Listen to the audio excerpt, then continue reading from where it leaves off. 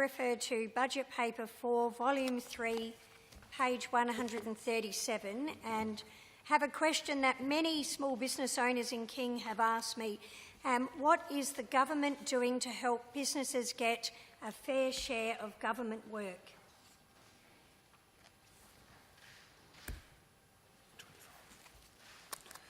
So thank you, Member for King.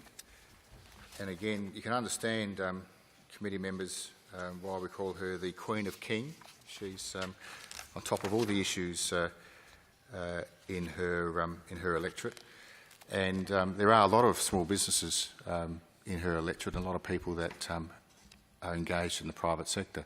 So as part of the Marshall Liberal Government's election commitment to review aggregated contracts, the government will identify large procurements that can be broken down into smaller components. This will increase the level of competition between suppliers and allow local businesses to participate. In assessing any proposal, value for money, of course, will continue, and the aggregation of contracts the aggregation of contracts creates risk of excluding small businesses, and so the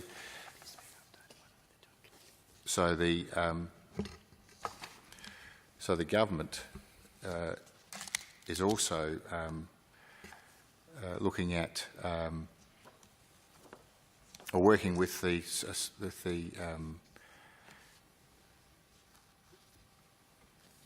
Mr Nightingale, and we're committed to increasing the level of local involvement in government procurement. And we want to ensure that South Australian businesses have every opportunity to be involved in the supply of goods and services. The Connecting Business program, which is run by the Office of Industry Advocate, has been identified as an opportunity. We're working on improving a process with connecting businesses in a different manner and removing the bureaucratic process in which they need to go through for tendering for government contracts.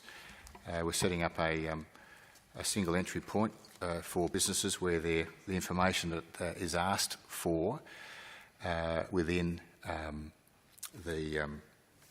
businesses from businesses every time they put a contract in that's repeatedly asked for takes quite some time, and it's an enormous cost burden for small businesses to actually administer.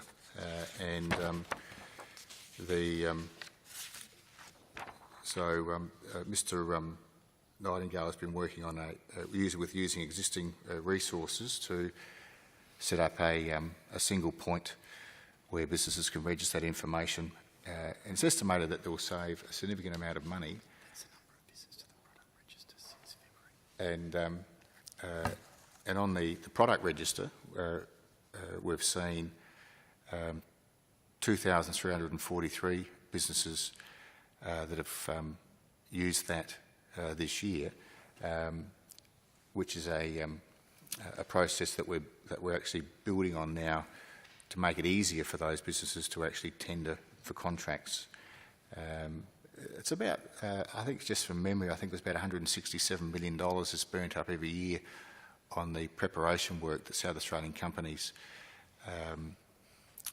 need to go through in order to prepare the financial documents and other documents that are needed for the tendering process. So we're hoping that our system will enable them to do that once, obviously updated as things change, and that'll be available to all departments when they're putting out tenders.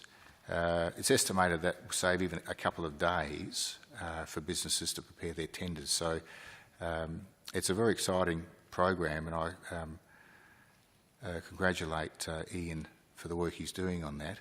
And it's certainly been, in the construction sector in particular, it's certainly been welcomed as a improved opportunity for those smaller contractors to participate in government procurement.